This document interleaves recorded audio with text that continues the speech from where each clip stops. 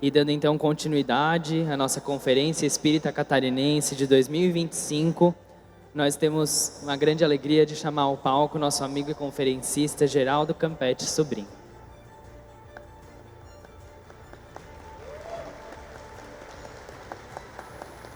Geraldo Campetti está na vice-presidência, é vice-presidente da Federação Espírita Brasileira, responsável pela área de divulgação doutrinária, que contempla a revista Reformador, Memória e Documentação, Comunicação, a FEB Editora e Comercial. É autor, editor, palestrante e apresentador de programas da FEB TV. Geraldo vai fazer sua exposição com o tema As Penalidades e Recompensas Futuras. Seja muito bem-vindo.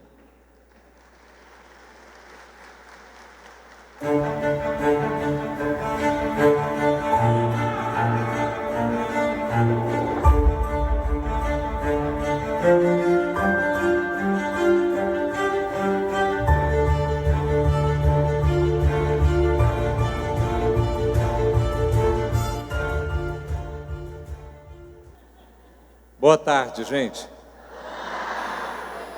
Melhor assim, espontaneamente, não é? Fica mais gostoso, mais à vontade.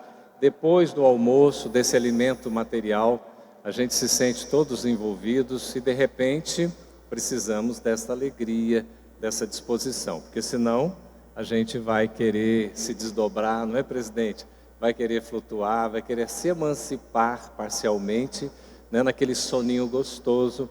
Mas eu prometo que conosco aqui, neste horário, não vai acontecer. Primeira pergunta.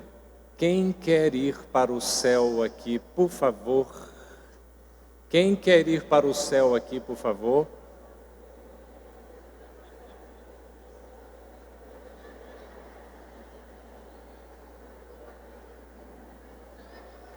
Muito bem. Segunda pergunta. Quem quer ir para o inferno aqui, por favor, permaneça como está.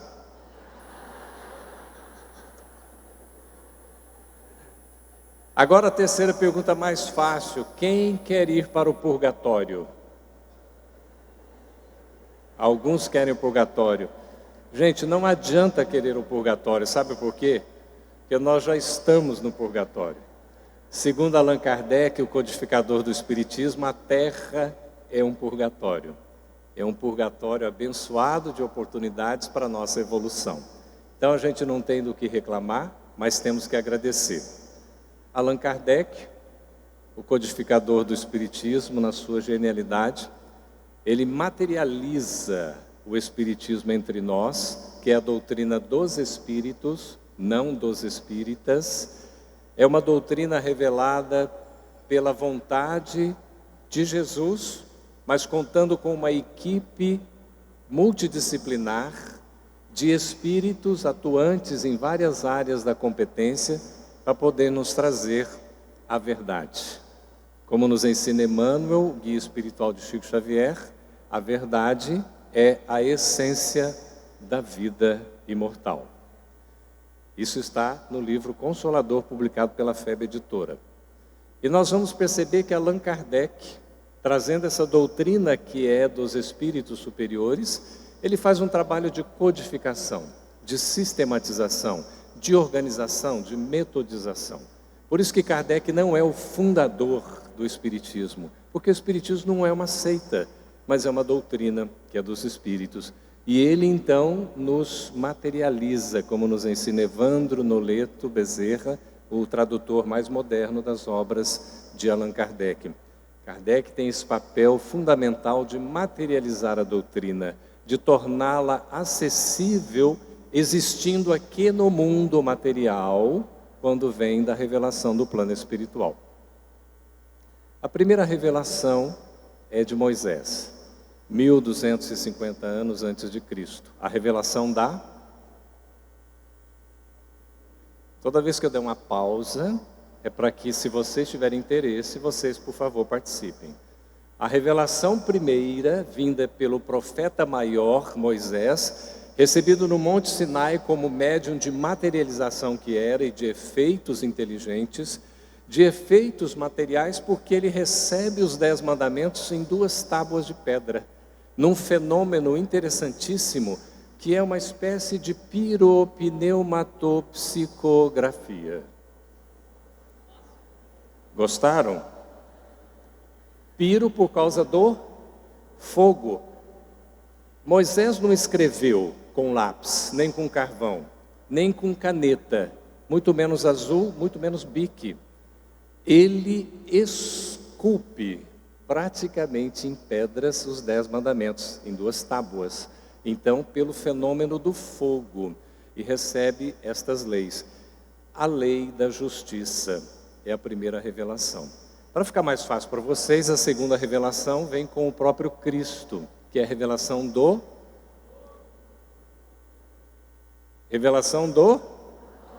amor. Vejam, por que veio primeiro a revelação da justiça e depois a do amor? Nunca paramos para pensar nisso. Sabem por quê? Sabem por quê? Porque o amor se fundamenta na justiça. Em primeiro lugar vem a justiça, que estabelece parâmetros de correspondência do que é efetivamente ético e moral, a ser sentido, refletido e praticado. E o amor consubstancia a ação voluntária de fazer o bem ao próximo e a todos os seres da natureza, sendo justo. E depois vem a terceira revelação, que é a do Espiritismo, que não está centrada numa única pessoa, mas é coordenada pelo Espírito de verdade, como anota João no seu capítulo 14, que é uma verdadeira epístola, uma carta, uma missiva aos espíritas da modernidade, onde neste capítulo 14 há diversos princípios fundamentais do Espiritismo, incluindo logo o início, quando ele diz assim: não se turbe o vosso coração, credes em Deus, crede também em mim, há muitas moradas na casa de meu Pai. Vou para vos preparar o lugar e voltarei para vos encaminhar. Eu sou o caminho, a verdade e a vida. Se me amais, guardai os meus mandamentos, e eu vos enviarei outro Consolador, o Espírito da verdade, para que fique eternamente convosco. Ora, o Espírito da verdade, que na verdade nunca foi, mas ele retorna na revelação do Espiritismo, o próprio Cristo na figura da verdade, ou do Espírito da verdade ou de verdade. Porque quando Kardec pergunta àquele espírito que estava orientando o trabalho como deveria designá-lo, ele disse: chame-me verdade.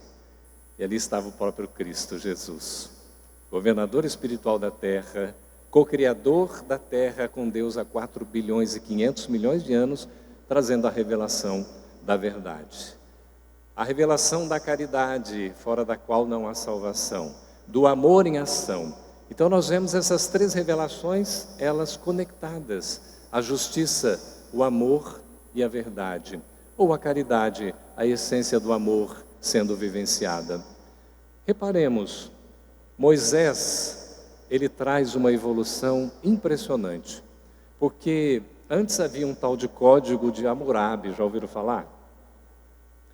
Quem já esteve no Museu do Louvre em Paris ou em Paris aqui, por favor? Muito bem, 7 pessoas, 8, 9, 13, 17, afinal de contas, né? Algumas pessoas estiveram. O que vocês foram ver no Museu do Louvre em Paris? Mona Lisa, muito obrigado pela participação espontânea. Ficou satisfeito com o retrato 3x4, ou melhor, A3, não é? Quando a gente consegue chegar naquele retrato A3, é impressionante, não é? Naquela obra linda de Da Vinci.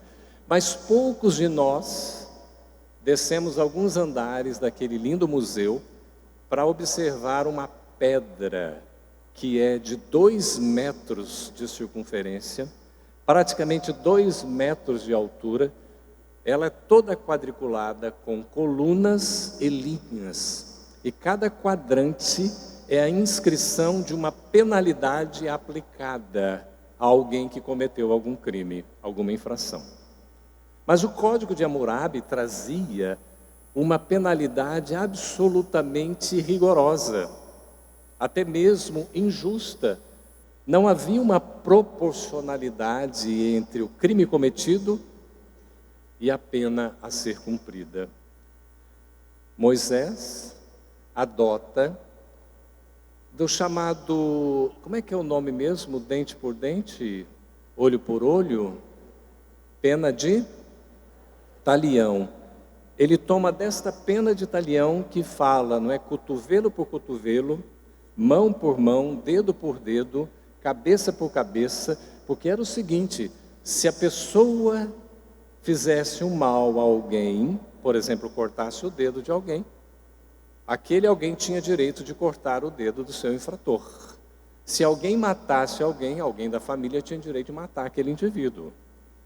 Havia uma proporcionalidade, uma reciprocidade que a gente vai tratar para além de uma igualdade, uma espécie de equidade na aplicação da justiça, porque ela é proporcional à pena cometida. É mais ou menos um bateu, levou, uma ação e reação. Muito bem. Cristo toma esse fundamento da lei para dizer que a cada um é dado segundo as suas obras. E isso é apresentado de uma forma muito interessante pela doutrina espírita, através de uma lei de causa e defeito, efeito. A lei de causa e efeito, que vai exatamente dizer que cada um vai responder segundo as suas ações. Se, por exemplo, eu faço bem a alguém, eu vou receber o... Por favor, gente, vamos participar? Vocês querem participar ou não? Ah, que bom. Então, se eu faço bem a alguém, eu recebo o bem. Se eu faço mal a alguém, eu recebo a oportunidade de vivenciar o bem futuramente. Mas eu não recebo o mal de volta. Não é a pena de talião, não é a lei de ação e reação, embora André Luiz adote esse nome, mas explica muito bem no livro com esse nome, que faz parte da coleção A Vida no Mundo Espiritual. A lei é de causa e efeito. Porque, segundo o meu papaizinho, Godinho querido, ele sempre dizia, já nos seus 88 anos de vida, Deus é tão bom e misericordioso que nos ensejou a lei de causa e efeito, nos concedendo o tempo e a reencarnação. A lei de causa e efeito nos enseja o tempo, a gente ter tempo para progredir, para decidir, para agir, para poder escolher. E a gente tem a reencarnação como oportunidade de exercício. Como a Sandrinha nos explicou aqui, na questão número... Eu esqueci agora, como é que é mesmo? 166? 167, 166, 167, não é, Alessandro? Qual é o fim objetivado com a reencarnação? Expiação, melhoramento progressivo da humanidade. A querida Eulália vai falar para nós sobre essa questão, né, do arrependimento, da expiação, da reparação. Então veja, a gente está aqui na Terra para expiar, para pagar a conta, para dar uma zerada no nosso saldo negativo, para poder começar a reconstruir. Isso faz parte da evolução. Então a encarnação e a reencarnação, que é a volta do espírito a um novo corpo de carne, tem sentido. E a gente poderia dizer, mas Campete, a carne é fraca, não é? Até que eu espiritualmente quero ter força, mas a carne é fraca. Como eu posso fazer? Eu não dou conta de resistir. Aí eu caio na... Eu não dou conta de resistir, eu caio na... Como é que vocês sabem? Quem aqui ainda não caiu em nenhuma tentação, pode vir à frente aqui se justificar. Todos nós passamos por provas, por expiações e acabamos cometendo alguns erros. Não significa que necessariamente precisamos errar para evoluir, mas certamente nós temos o dever de retirar do erro a lição que ele nos traz. Emmanuel, na psicografia do Cândido Chico Xavier, explica para nós que cada prova carrega a sua lição. Ou seja, em cada teste, em cada oportunidade, em cada desafio, empecilho, problema, crise, a gente tem a oportunidade de retirar dali a lição para o nosso crescimento espiritual, para o nosso desenvolvimento. Queridos, o que o céu e o inferno têm a ver com tudo isso? O nosso querido Alessandro já nos explicou que o céu e o inferno são estados, isso, conscienciais, psíquicos, estados emocionais, afetivos. E a gente aprende muito claramente isso no Espiritismo, quando nós vamos ver que situação teremos do outro lado da vida. Allan Kardec, materializando a doutrina espírita entre nós, que surge no dia 18 de abril, com a publicação de O Livro dos Espíritos, porque os princípios fundamentais do Espiritismo já existiam desde sempre, porque são leis naturais, são leis divinas, então já existiam. Mas o conjunto de princípios consolidados, sistematizado, organizado e codificado, surge com o Livro dos Espíritos. No dia 18 de abril de 1857, na sua primeira edição, quando nós temos 501 perguntas. Depois, Kardec vai publicar uma segunda edição, que é no ano de 1860, com 1019 perguntas, que é considerada a edição definitiva, ou seja, aquela que nós tomamos para fazer a tradução para outros idiomas. E Kardec faz o Livro dos Espíritos com uma introdução belíssima, altamente significativa. Ele traz para nós um prefácio que é dos próprios autores espirituais, como por exemplo,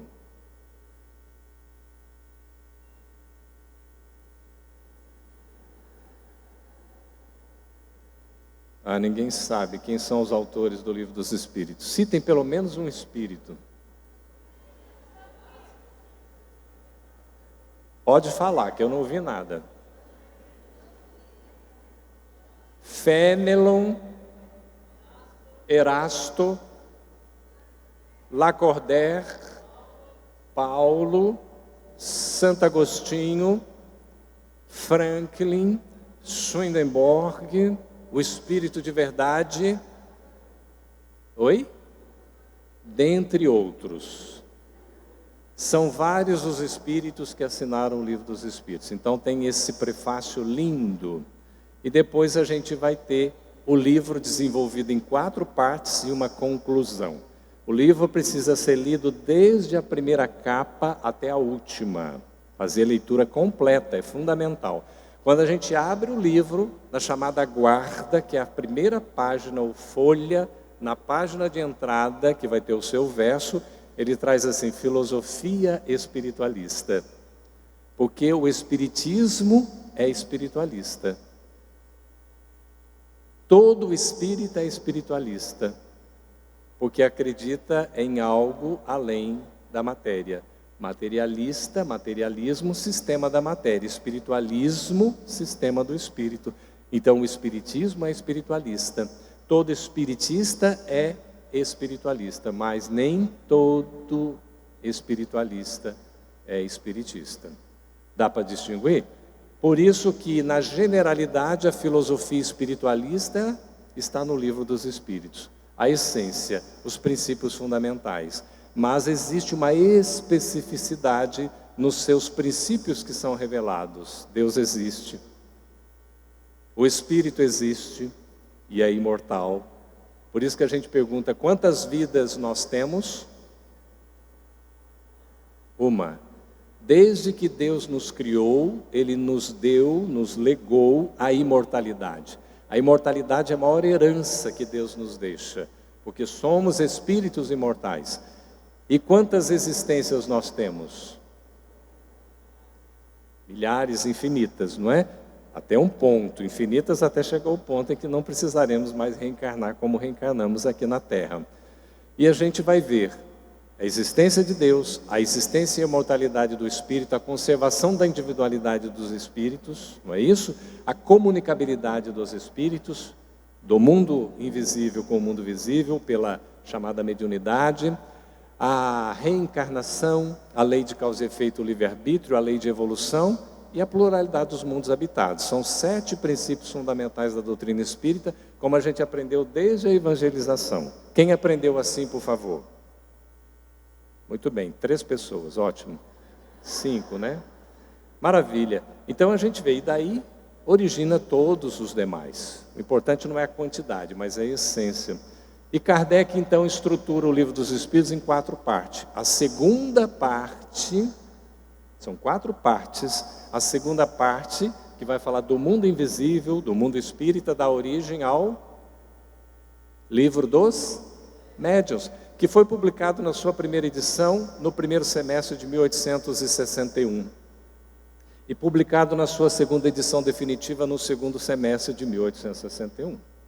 A terceira parte do Livro dos Espíritos dá origem, quando ele fala das leis morais, dá origem ao Evangelho segundo o Espiritismo, que foi publicado na sua primeira edição em 1864 com o título Imitação do Evangelho segundo o Espiritismo. A segunda edição de 65 já vem com o título O Evangelho segundo o Espiritismo. A terceira edição definitiva de 1866, totalmente reformulada, revisitada, reorganizada por Allan Kardec, como fez com o Livro dos Médiuns, como fez com o Livro dos Espíritos, e publica essa edição definitiva do Evangelho em 1866. Curiosamente, vocês estão me acompanhando, gente? Tá bem? Curiosamente, na 4ª capa do Livro dos Médiuns, de uma edição anterior à publicação do Evangelho, Kardec publicava numa edição brochura capa verde, trazia aqui uma espécie de catálogo dos livros. E havia uma inscrição indicando que, para a ética, como um código ético e moral da explicação dos ensinos de Jesus, haveria de vir uma obra com o título Vozes dos Espíritos, que nunca foi publicado com esse título, que depois veio a imitação do Evangelho segundo o Espiritismo. Quando nós abrimos o Evangelho segundo o Espiritismo, a gente vê, na apresentação do Espírito da Verdade, fazendo o seu prefácio, ele fala dos Espíritos que são as vozes do céu. Quando a gente abre a introdução do Evangelho segundo o Espiritismo, nós temos referência a essas vozes dos céus que estão se manifestando. Exatamente o que seria o título desta obra, que depois passou a ser o Evangelho segundo o Espiritismo.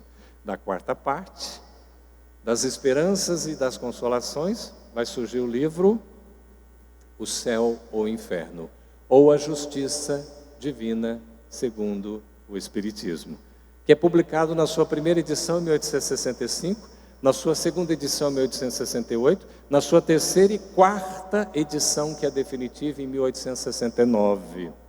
E da primeira parte, nós temos a Gênese, os milagres, as predições segundo o Espiritismo, publicado na primeira edição em 1868 e a 5ª edição definitiva alguns anos depois. Todas as obras do chamado Pentateuco Kardeciano, que são os 5 livros fundamentais, as obras básicas do Espiritismo, foram revisitadas, revistas, ampliadas, modificadas, corrigidas e às vezes enxugadas por Allan Kardec, o codificador do Espiritismo, sem exceção. Para a gente ver a seriedade desse codificador, desse guia, desse nosso irmão num trabalho eminentemente intelectual e caridoso junto a nós, para deixar o melhor texto que foi sendo construído ao longo do tempo da publicação da Revista Espírita, né, que o nosso querido Alessandro é especialista e estudioso. A gente vê como Kardec foi publicando os textos e aperfeiçoando e melhorando e depois incorporando as novas edições das obras fundamentais do Espiritismo. Por isso que não cabe a ilogicidade, a irracionalidade e diria até mesmo a ignorância de se falar em adulteração das obras de Kardec. Hoje nós temos farto material publicado, explicado, com entrevistas, com textos, com livros. Os livros, O Céu, o Inferno e a Gênese foram encontrados fisicamente, tendo sido publicados quando Kardec estava ainda encarnado entre nós. Ou a sinalização de que foi o próprio Allan Kardec quem fez as modificações, como ele modificou todos os livros. A Gênese é o livro que ele mais escreveu. Mais de 90% é da lavra do próprio Kardec. Por isso foi a última obra que publicou. E certamente que reformulou também. Ok? Fica claro para nós? E O Céu e o Inferno, quem já leu? Ótimo. Quem ainda não leu o Céu e o Inferno? O pessoal que não levantou a mão está fazendo o quê? Está lendo, né? Quantos 80 anos a Federação Espírita Catarinense está fazendo? Quantos 160 anos o livro Céu e Inferno está fazendo? Vocês repararam nessa data? 8 mais 8? Então 80 mais 80? 160? Eu estou fazendo a conta certa? Não é? Que curiosidade, estava falando ali com o presidente, né? Um querido, lembrando ali, né, Luiz, essa curiosidade linda de 80 mais 80, 160. A fé que comemora 80 anos e o céu e o inferno 160. A homenagem a essa obra no aniversário da Federação Espírita Catarinense. É uma obra dividida em duas partes. A primeira foi muito bem explicada aqui pelo Alessandro, que falou também da segunda parte. Então o livro tem duas partes, a primeira e a segunda, entenderam? Precisa falar mais alguma coisa? Não? Precisa.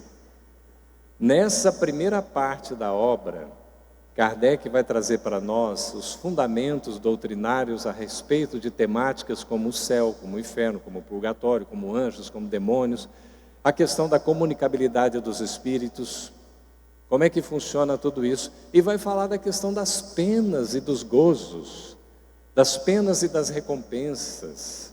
E a gente vai aprender com Allan Kardec, na primeira parte desta obra, no capítulo 7, quando fala do Código Penal da Vida Futura, e o capítulo 6 que vai falar das penas também, que nós todos somos responsáveis pelos nossos atos. Alguém perguntou, por que são obras póstumas, Campetti, o nome? São várias obras. Obras póstumas, foi publicada em 1890, por P.G. Lemarie, estou corrigindo a data aqui que eu informei para o amigo, viu, 1890, Kardec desencarnou em 1869, e P.G. Lemarie, que era um seu editor, organizou vários textos e publicou obras póstumas. Muito interessante, com revelações e tudo, algumas que causaram polêmicas e até hoje vive uma polêmica, mas o mais importante é o conteúdo da obra. E tem um texto que fala das 5 alternativas para a humanidade. Quando a gente morrer, a gente vai para onde? Alguns acreditam que morreu, acabou. Essa é a ideia do materialismo. Materialismo, sistema da matéria. Existe a matéria, não existe nada além da matéria, e depois da matéria não tem mais nada. Então nada sobrevive à chamada morte do corpo físico. E veja que o maior inimigo do espiritismo é o materialismo. Porque por detrás desse sistema vem uma série de consequências. Ora, para que eu ser bom? Para que eu ser ético? Para que eu ter moral? Para que eu ser caridoso? Para que eu vou tentar, né, ser calmo? Se vai acabar tudo depois da morte, eu posso fazer muito bem o que eu quero, pouco importa. Mas não é assim que funciona. Porque a gente vai ver que quando a gente morre, a gente não acaba, a gente continua vivo. Tem um segundo sistema, que é o chamado panteísmo, que quando a gente morre, na verdade a gente não morre, a gente continua vivo, mas a gente é como uma gota que se insere no oceano. Ou seja, a gente perde a nossa individualidade. Faz muita diferença entre o morrer e o deixar de ser quem você é? Sinceramente, não é? Numa visão mais assim, digamos, rápida e superficial, parece não fazer muita diferença. Esse sistema levaria praticamente ao materialismo. Mas há uma outra alternativa que diz o seguinte, a gente morre e continua vivo. E olha que interessante, a gente até continua como indivíduo, mas ou a gente vai para o céu, que é o alto, ou a gente vai para o inferno, que é as profundezas, ou a gente fica num estado temporário aguardando alguma definição ali, numa espécie, né, de purgatório, até que se decida o que vai acontecer. O céu no alto, o inferno embaixo. Ora, a Terra é o quê? Quadrada? A Terra é redonda, né, gente? Então, o que é o alto? O que é o baixo? E aqui em cima? E a gente fica observando. Você olha para o céu, olha para o alto. E de repente você imagina que o céu é algo que é alto, que está acima. No entanto, como se observando algo que fosse exterior, fora de mim. Então essa é uma teoria que rendeu muito, e Kardec explica com maestria para nós aqui na primeira parte, exatamente para dizer, olha, isso teve alguma justificativa, até explicação durante algum tempo, porque não se tinha uma ideia da imortalidade da alma e de como funcionava. Então se tinha que colocar o medo, o temor, para que as pessoas tivessem o medo de não fazer a coisa errada. Depois, com o passar do tempo, se descobriu que aquilo era tão ilógico, tão irracional, como assim, se eu morrer eu vou para o céu numa beatitude contemplativa eterna, ou eu vou ser condenado irremediavelmente às fogueiras do inferno, e aí vem o cristianismo e traz ainda no inferno pagão, acrescenta algumas coisas que parece que tem um gosto, um tempero, né? Com tridente e tudo mais, num caldeirão que começa a cozinhar, que não acaba nunca de cozinhar. Quer dizer, é uma figura assim que a gente vai vendo tudo muito irracional. Aí as pessoas não acreditam, não aceitam. Isso não vai ser assim suficiente para combater a questão do erro. Bom, aí criaram a ideia do purgatório intermediário e tal. Tem um segundo ponto, ou um quarto visto, que diz o seguinte: o indivíduo ele morre e ele fica aguardando um julgamento. Então ele fica adormecido. Tem muita gente que acredita que vai morrer e vai dormir. Sabe o que acontece com esses espíritos? Eles morrem, o corpo, o espírito continua vivo, mas sabe em que condição que ele fica? Vai dormir, porque acredita nisso. A gente cria nossa realidade durante um tempo, temporariamente, não é? Então, eu vou estar dormindo, esperando o julgamento. Se eu vou para o céu, eu vou para o inferno. Mas existe a alternativa espiritista que nos coloca que nós continuamos vivos após a morte, somos quem nós somos conservando a individualidade e somos responsáveis pelas nossas ações. O céu e o inferno são estados conscienciais, sentimentais, que estão dentro de nós. Aonde formos, onde estivermos, levamos o nosso céu, o nosso inferno. Não é uma questão externa, de fora, nem longe, mas é de perto e é de dentro. Depende da minha própria caminhada. Esse é o céu que eu estou construindo, ou o inferno que eu estou alimentando. As penas chamadas eternas, aí Kardec vai nos trazer o Código Penal da Vida Futura, numa maestria impressionante.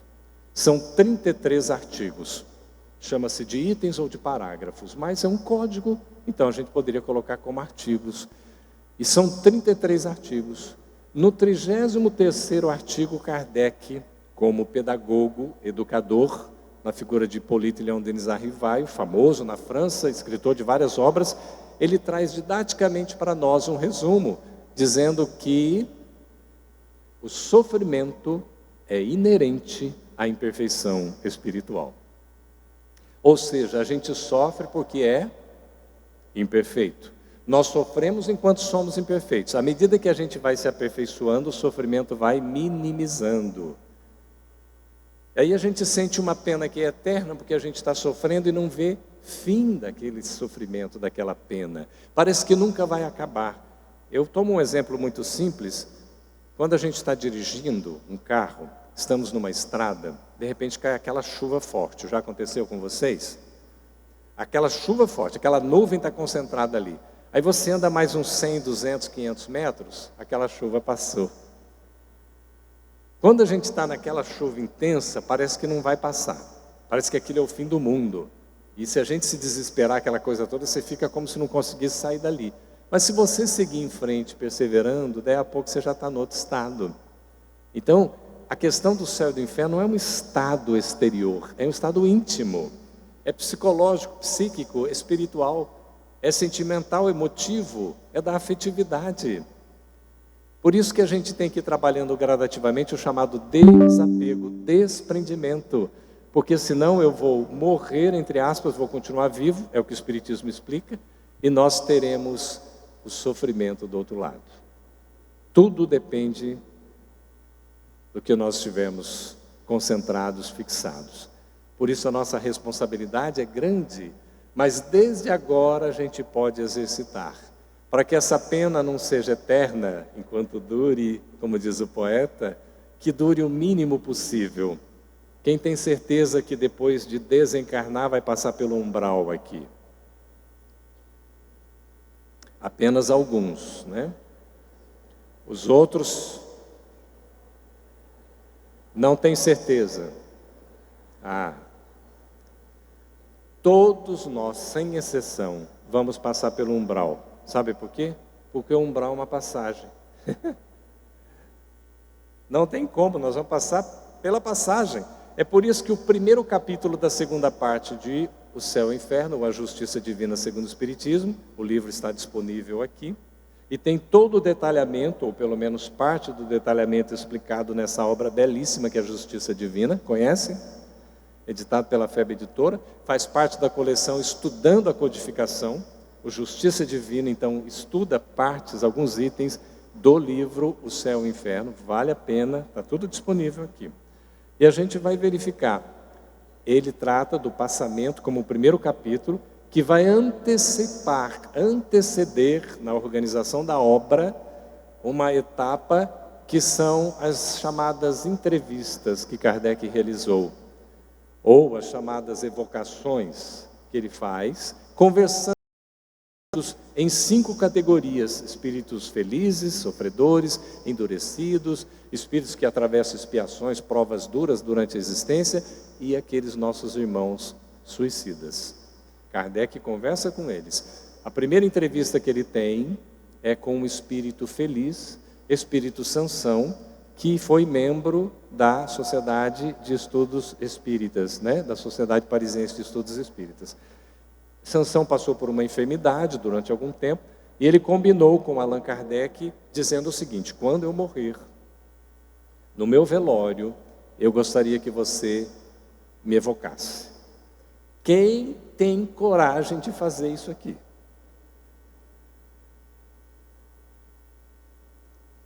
No velório, está lá, vem conversar comigo. O corpo estava sendo velado e Kardec conversando com o espírito Sansão, fazendo perguntas para ele sobre como é a situação, como é que foi a passagem e tudo mais, e ele explicando.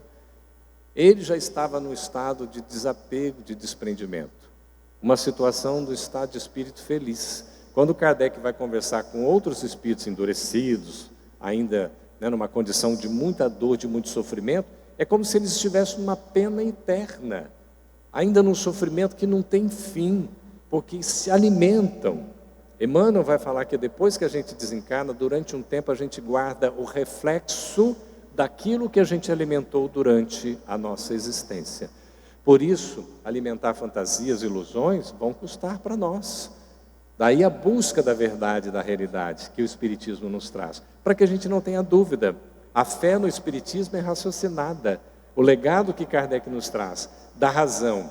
Eu preciso acreditar sabendo que eu acredito. Não é meramente fictício, não é miraculoso, não é algo assim fora, não é? É algo que tem a sua razão. E é tudo isso que Kardec explica no Céu e Inferno, trazendo fatos, depoimentos, experimentando e conversando realmente por quem passou e quem está passando pela situação. O espírito suicida, por exemplo, tem um caso de uma mãe que se suicida porque o filho dela, que foi servir a guerra, morreu jovem. E ela então, para encontrar o filho, do qual ela tinha uma saudade enorme, ela acaba se suicidando. O que acontece? Kardec entrevista o filho e entrevista a mãe. Qual a situação de um e de outro? Está aqui no Céu e Inferno, vocês se lembram? Como é interessante, porque a mãe esperava estar próximo do filho, mas a atitude que ela tomou o fez, pelo contrário, a fez se distanciar. E o Espiritismo traz para nós uma abordagem do autocídio tão assim, misericordiosa, porque alguns irmãos nossos acreditam que quem se suicida, quem tem o autocídio, ele perde o direito de uma misericórdia divina. É como se ele se condenasse irremediavelmente à morte, ao sofrimento, às penas do inferno.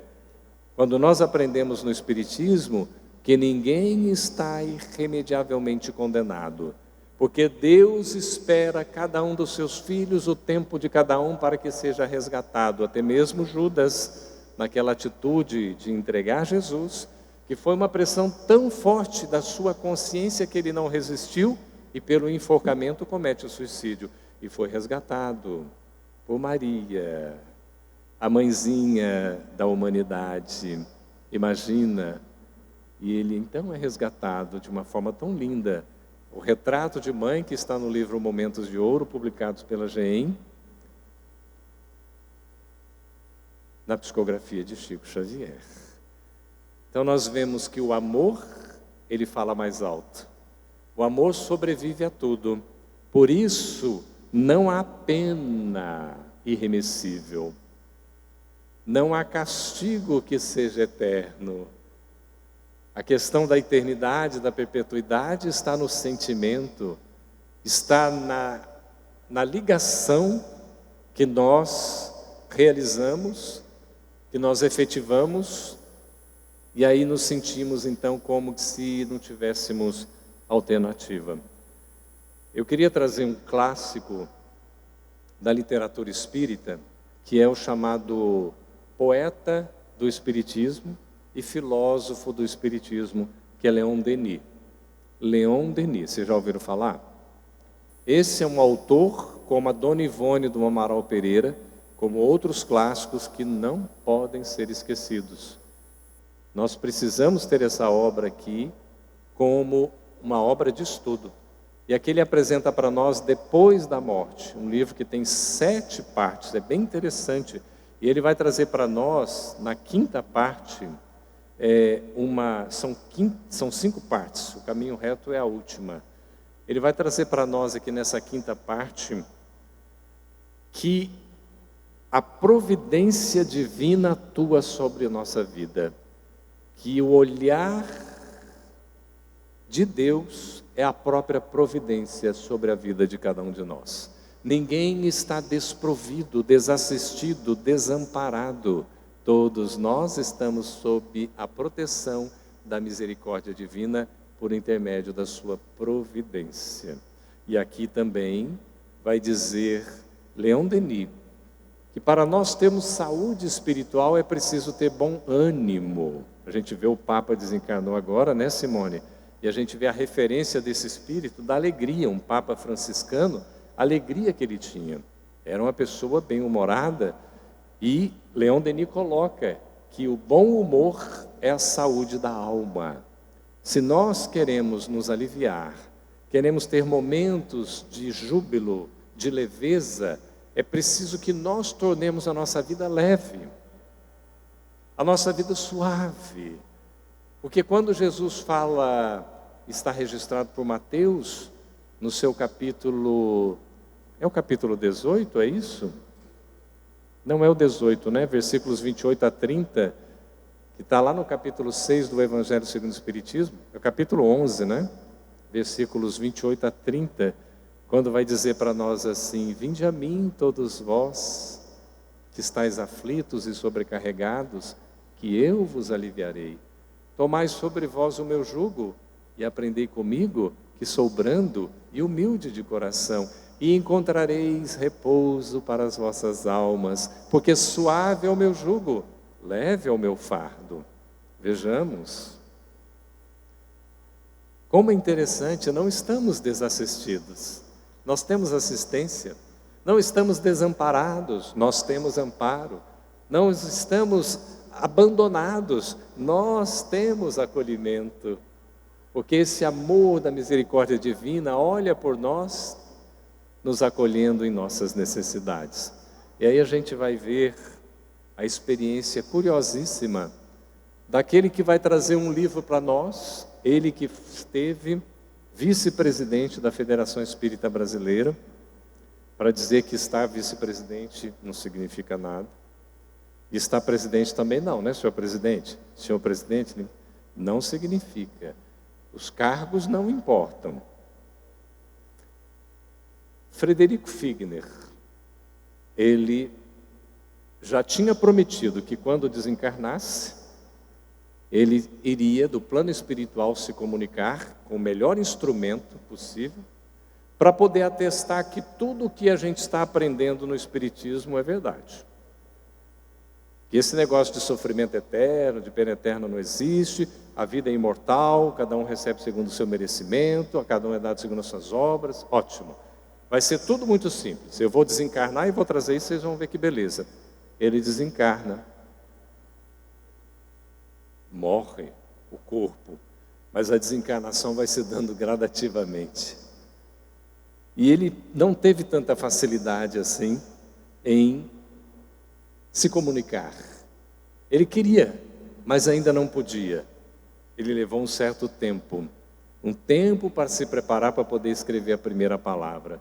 Passaram-se aí bem vários meses para poder trazer a primeira mensagem. E aí então, ele vai escrever através de Chico Xavier, no final da década de 1940, o livro Voltei, publicado pela FEB Editora, não sei se vocês conhecem.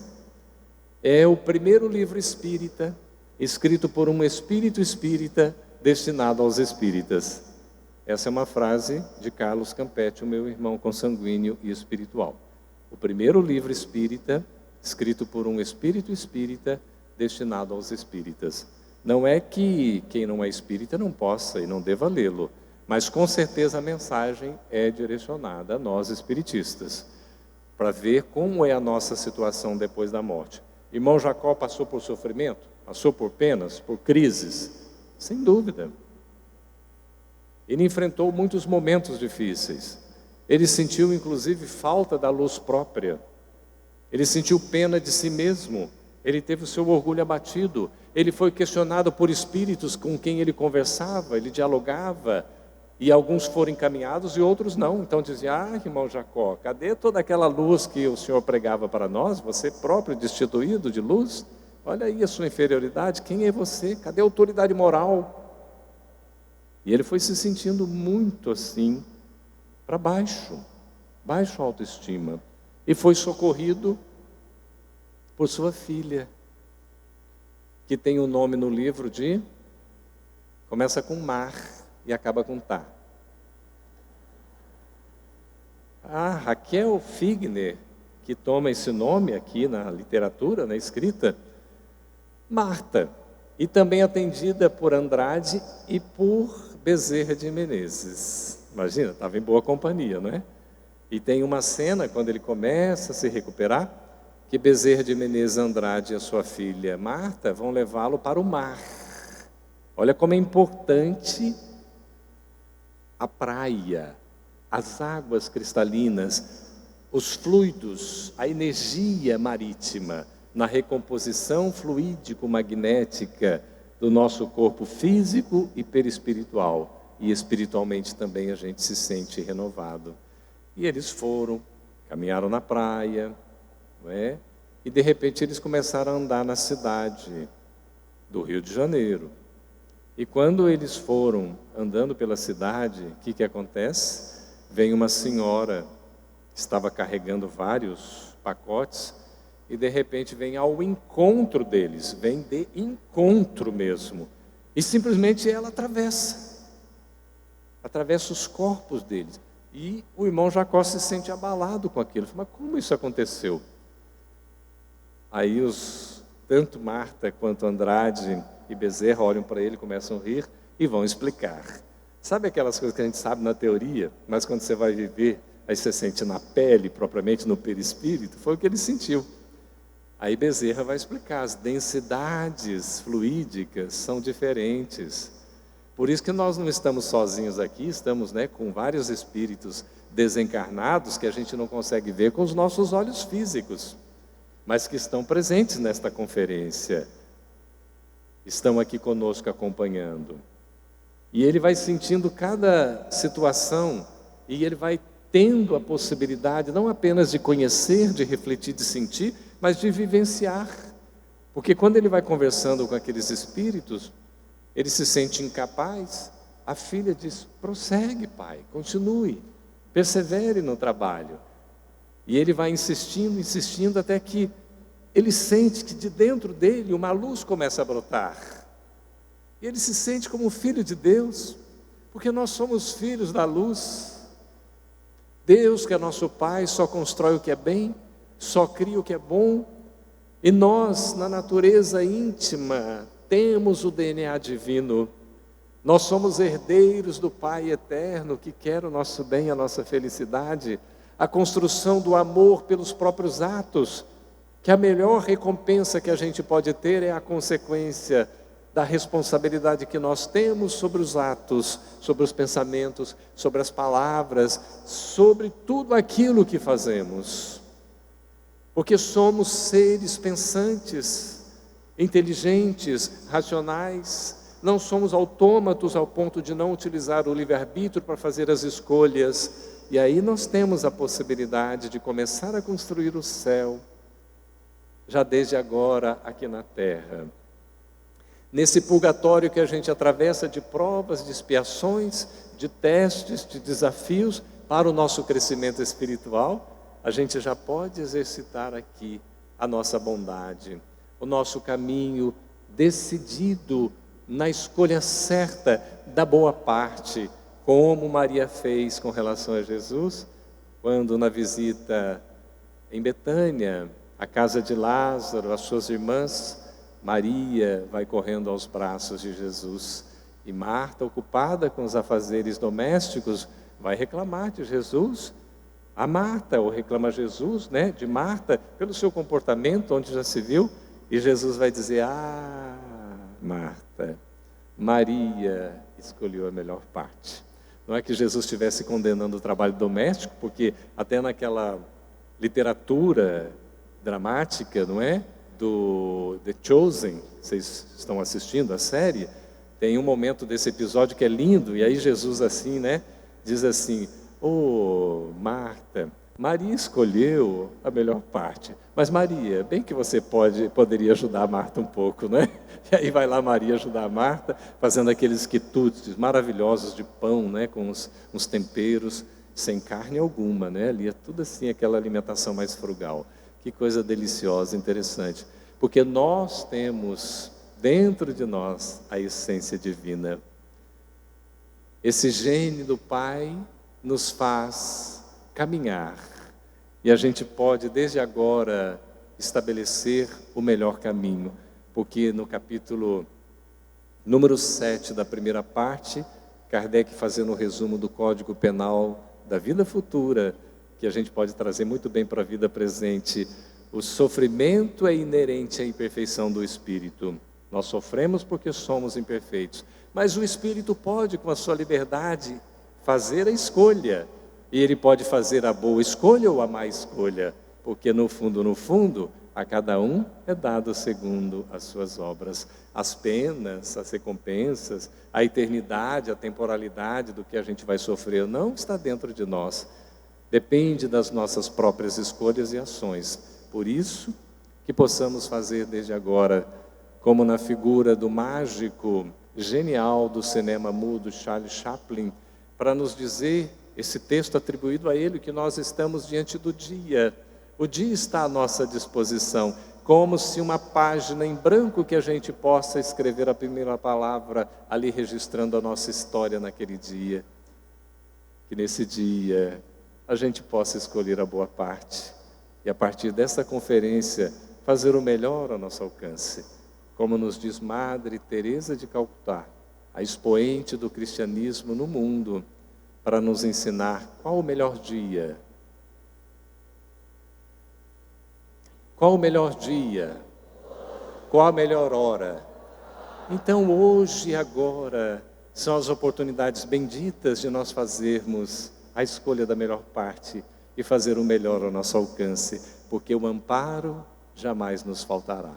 E diante de tudo que estivermos vivenciando, que a gente possa evocar a presença sublime daquele que é o nosso guia e o nosso modelo, daquele que é o nosso mestre e o nosso Senhor, dizer do fundo do nosso coração, Jesus, quando a vida me anima e sorri, é sempre tão fácil lembrar-me de Ti.